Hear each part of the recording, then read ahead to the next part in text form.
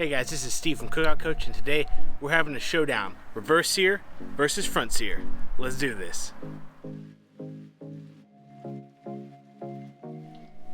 I can remember the first time I saw a reverse sear done. It was on YouTube, and the whole process was amazing to me. I had to try it out, and as soon as I did, I fell in love with the results. That being said, back then I wasn't quite the grill master that I am today. So, I wanted to know, given the proper internal temperatures of the meat, what wins in about a 2-inch thick steak? A reverse sear or a front sear? So we're going to see who has a better bite through today. We're starting off with some filet mignons I got from the local grocery store. To keep this simple and fair, we're going to season them the exact same way, and that's going to start with a 4-hour dry brine in the refrigerator. Once those 4 hours had elapsed, it was time to get the grill ready. Today we're going to be using the 26-inch Weber kettle with the Slow N Sear and Easy Spin grate by Adrenaline Barbecue Company. This is going to be a classic cold grate technique. So what we're going to do is we're going to start out by getting the internal temperature of this Weber kettle to 225 with a small amount of coals in the Slow N Sear. As soon as we've hit that 225 degrees, we're going to go ahead and get our first steak on. This will be our reverse sear steak. Let's put a temperature probe inside this first steak, and when it hits about 60 degrees, we'll flip it over.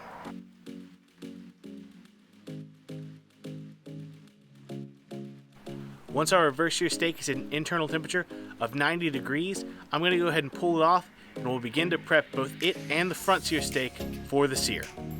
We're going to first start a full chimney of charcoal. We're going to need as much searing power as we can in that Slow N Sear. While that's heating up, let's go ahead and prep the steaks. We're going to take a paper towel and blot both of these steaks as dry as we possibly can. Any moisture will slow the searing effect, and we definitely don't want that. We're going to keep this very simple today. We're going to rub them with some olive oil, hit them with some fresh cracked black pepper, and finally, some garlic powder.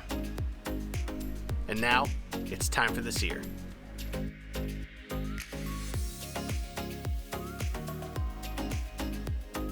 With our Easy Spin grate, this cold grate technique is going to be super easy to do. To perform this technique, all we need to do is keep both steaks over those searing hot coals for 1 minute. At the 1 minute mark, we'll flip the steaks to the opposite side of the grate and rotate the grate around so now the cold grate with the steaks is over the sears, and we'll begin to sear the next side. With the sears done, the internal temperature of 130 hit, there's nothing left to do but let these rest for a little bit and see what we've got.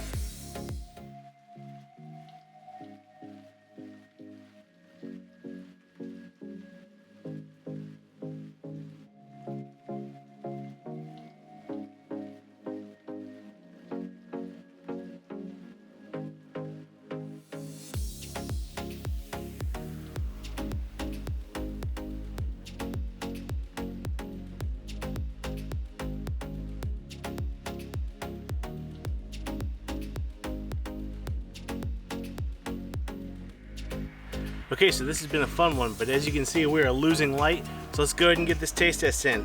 Before I taste these, I just want to comment, for these almost 2-inch thick fillets, there's really almost no difference in the wall-to-wall pink. It is about the same on both of them, really. Kind of surprised me a little bit there, but let's see if there's any difference in the bite.